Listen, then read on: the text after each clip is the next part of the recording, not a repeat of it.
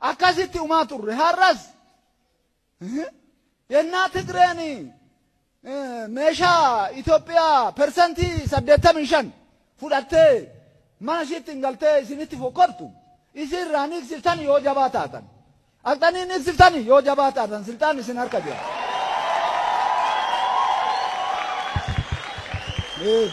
Isin maa iqsiftu Oromoo wannumti isin iqsiftaniif maali galii qoti jechaaf moo galii gabbari jechaaf moo jarra ufani karaa kennaaf jechaaf moo isinumarraayyuu hormaa qabna nuti kanaafuu uf sirreessaan jaa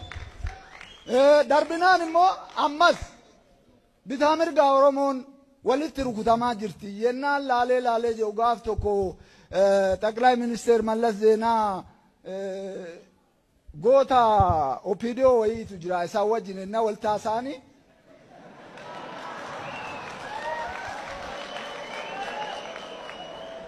ኑቲ በኦሮሞን ባላዳ ጀን ፎኮሬት መለጴ ጉቴ ኑቲ ኦሮሞን ባላ ናምኒ ኬኛስ ጉዳ ጀን ቦጀን መለሳ ናማ ኬስ ጉቱሪ ከነሱ ነንዳንዳ ላፋ ኬስ ሸርሸሩ ነንዳንዳ ጀን har'a manfasi isaan hojjeta jecha har'a hafuura isaa isaan hojjeta nutti fakkaata. Lafti Oromiyaa kiiloomeetirii 6,000 har'a 4,000 harka jirti ree kunoo gaaraa gadi rukutanii dakaa ol rukutanii asii as rukutu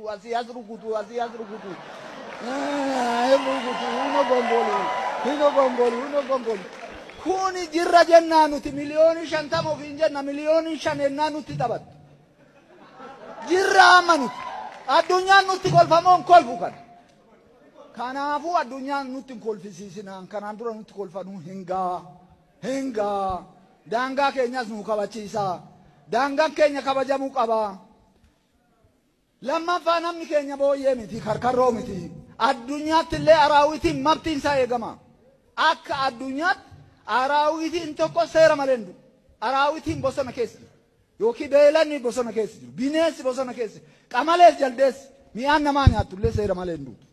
nuti manuun keenyatti kunoo halkanii guyyaa boo ageenya Oromoon ajjeese mirga akkanaa argate waan jedhanii nageenya Oromoon bakkee akkanaatti ammi kun uume Oromoon bakkee akkanaatti awwaala abe Oromoon bakkee akkanaatti reenfasaa sareen nyaate naa jedhan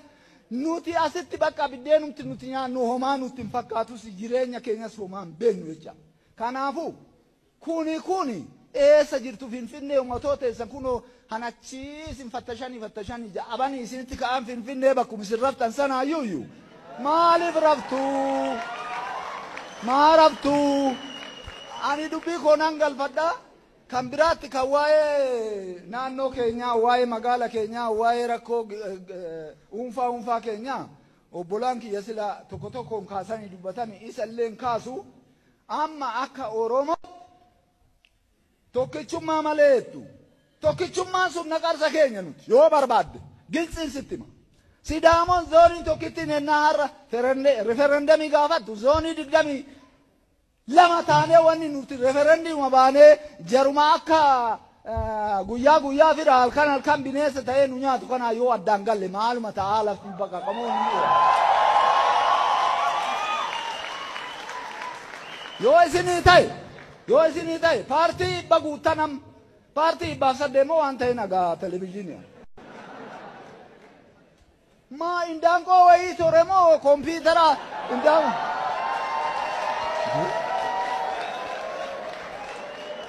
kompiitara indaanqoo buuphaa paartii falaffalu fu'attanii nu galtanii kanaafu paartii kana hundaa yoo akka kiyya diigaan jira siltaan harkaa qabduu diigati paartii sadiitti galcha biyya Itoophiyaa tokko goona hojjetta yoo referendamii nu oowwatta isinan gorsa paartiin sadeen sun eenyu han Oromoon kimbishoo walti buunee nuti wal morkinuu miti Oromoon tokko ta'uu qaba Oromoo isi sabni kun ilmaan kuushii paartii tokko uuma ilmaan seemii paartii tokko uuma ilmaan dabuubi omotikii fi naayilootikii paartii tokko uuma jarri